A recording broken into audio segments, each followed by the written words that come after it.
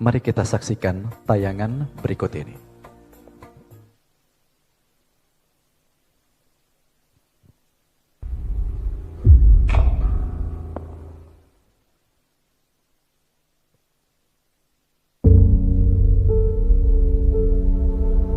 I speak of the one who reshaped our souls, a light from Tarim Hadramaut, who bestowed upon us answers and divine guidance. The one who makes us fall even deeper in love towards Allah and His Messenger, Muhammad sallallahu alaihi wasallam, the great teacher. In 1972, in the Hadramaut Valley, a city of scholars under communist rule, religion was the enemy. A time when religious schools were closed and religious books were burned. All religious activities were strictly monitored, and those who resisted faced severe punishment from the occupiers. Being shot was a light punishment. They tied a scholar with a rope attached to a car and dragged him as he chanted. One of their greatest scholars, the Mufti, Habib Muhammad bin Salim bin Hafidh, was on his way to Friday prayers with his 9-year-old son. Upon arriving at the mosque, he asked his son to wait for a moment, as his father needed to report to the communist authorities. His son waited. The call to prayer echoed, and people entered the mosque. The child said to someone in front of the mosque, لم يعد أبي بعد. It was time for the Friday prayer. He was still waiting for his father.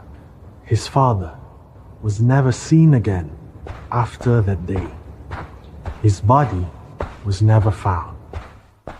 And this is the story of the son, Habib Umar. He grew up under the care and guidance of his older brother, Habib Ali Mashhur. He then followed in his father's footsteps, reclaiming the religious knowledge that the communists who had since left Hadramaut had tried to erase.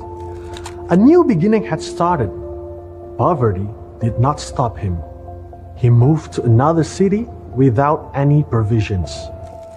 He found teachers who not only enlightened his mind and broadened his perspective, but also revived his heart, exemplifying the most precious thing on earth, adab. Until his intellect and knowledge were complete, his manners and character shone through. He became a lover of the Prophet Muhammad sallallahu alaihi wasallam. When you see him, you see that he strives to embody every detail about the Prophet found in the books of Hadith. His sandals, his robe, his staff, his ring, his imamah, his rida, the way he walks, his smile, his etiquette when listening to others, his manner of eating and sitting, you can see it all. He idolizes the Prophet Muhammad sallallahu alaihi wasallam. His name became more widely known. He established a small educational institution called Darul Mustafa. He taught a few students, nurtured them, shared his living space with them, and even ate with them. Then, when those students returned to their homelands, they spread the adab and knowledge exemplified by their teacher. In a short time, they all became great names on the face of the earth, great scholars across the globe. Even a single one of his students could have millions of followers. The sciences of fiqh, tafsir, hadith, tasawwuf, and the 4 schools of thought became his expertise. He is known for holding many sanad and ijazah for books and sciences, which are sought after by students from various countries. He has also authored various works on topics such as Aqidah, Fiqh, Akhlaq, Hadith, Dhikr, the Seerah Nabawiyyah, Nahu, and Mawlid. Now, thousands of students come to Darul Mustafa every year. The institution has grown larger and is recognized at an international level. Students come from Europe, America, Australia, India, Africa, Malaysia, Chechnya, Thailand, Indonesia, the United Kingdom, Saudi Arabia, and many more. And many more great names have been born from his teachings across all continents. Respected by the great scholars of the world and respected by world leaders. Wherever he goes in the world, his students are there. In 2005, he was a signatory of the Amman Message, an influential international document for world peace. And in 2007, he was a signatory at the A Common Word Between Us and You Forum. And in 2008, he also attended the International Forum, A Common Word and the Future of Muslim-Christian Engagement in London, England.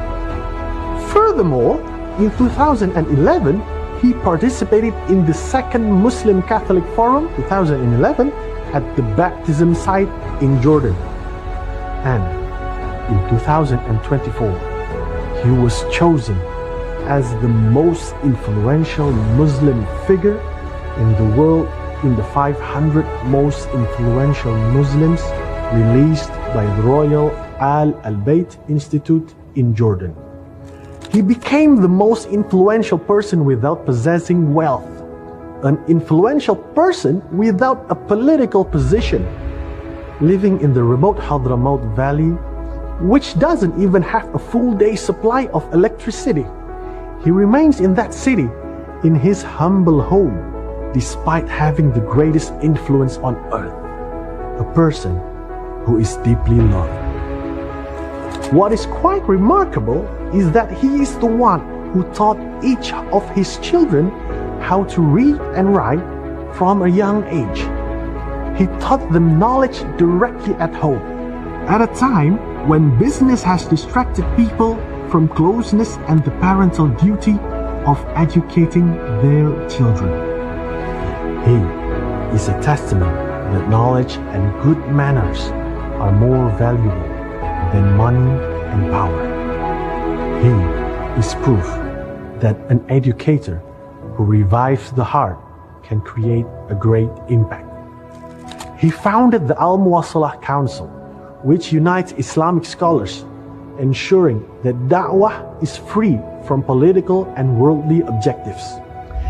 He inaugurated Al-Irth Nabawi in the Middle East, which is very influential and unites the da'wah of scholars across countries and schools of thought. He launched Nabawi TV in Indonesia, which unites scholars and addresses the Ummah's need for da'wah. This is the story of the son who turned life's hardships into motivation, and he succeeded in motivating others. He brings his knowledge to life and imparts it to others.